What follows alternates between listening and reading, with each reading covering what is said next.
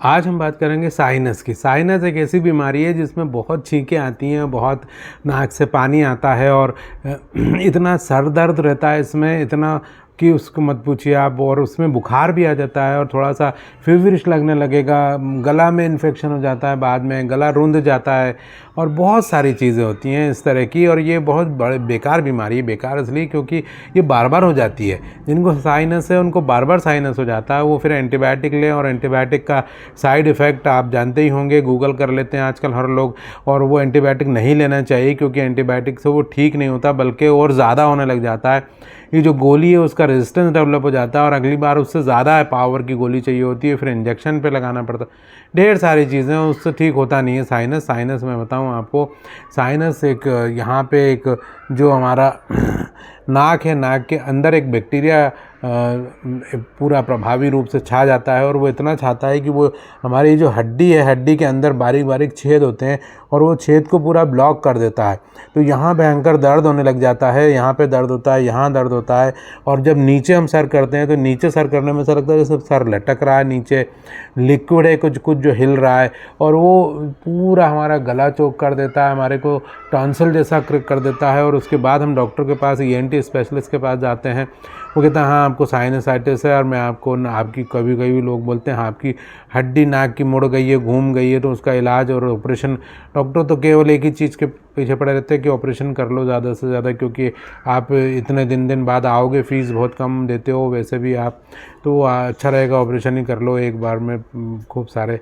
तो ये जो आपको साइनस है इसके लिए आपको क्या करना पड़ेगा, आपको बहुत आसान तरीका है इसको करने का। कि आपको पहले नंबर की चीज़ है साइनस को दूर करने के लिए, आपको सबसे पहले तो इसको, जब भी आपको साइनस हो जाए तो आप इसके कुछ तरीके बाद में अपनाएं। पहले अपना इम्यून सिस्टम थोड़ा मजबूत करें, इम्यूनिटी हमारी मजबूत होगी, साइनस अपने आप ठीक होगा, अपने आप जाएगा।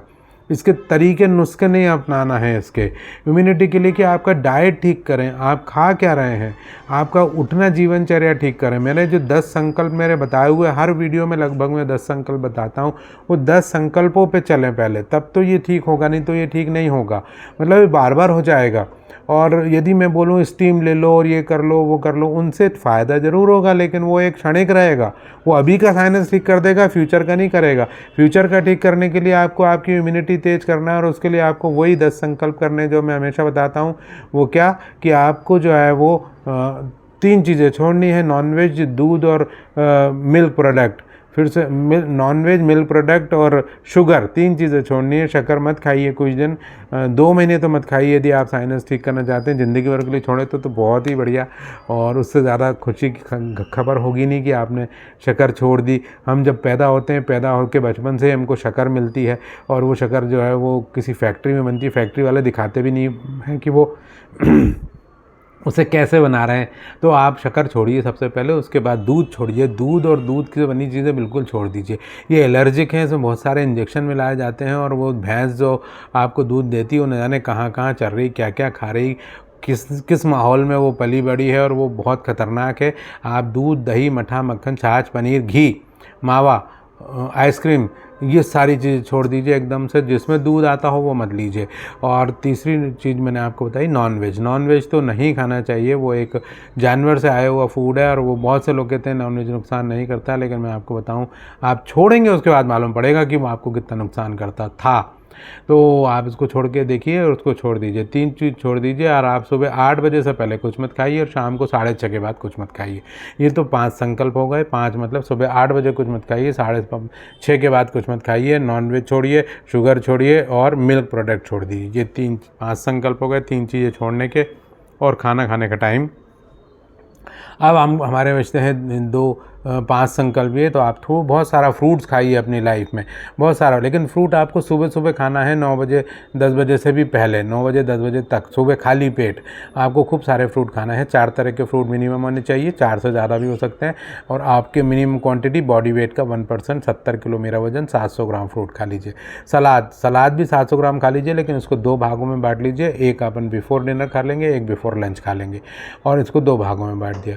अब ये जो अगला संकल्प मेरा करता है वो है नींद। नींद आपको खूब अच्छी गहरी भरपूर लेनी चाहिए, नींद में कमी नहीं होनी चाहिए। धूप आपको 40 मिनट लेनी चाहिए, धूप में कमी नहीं चाहिए। और एनिमा मैं अक्सर बताता रहता हूँ, एनिमा करके आपकी गट को, आपके पेट को, आपकी बड़ी आंत को साफ़ कर लीजिए। ये तो हो गए 10 संकल्प।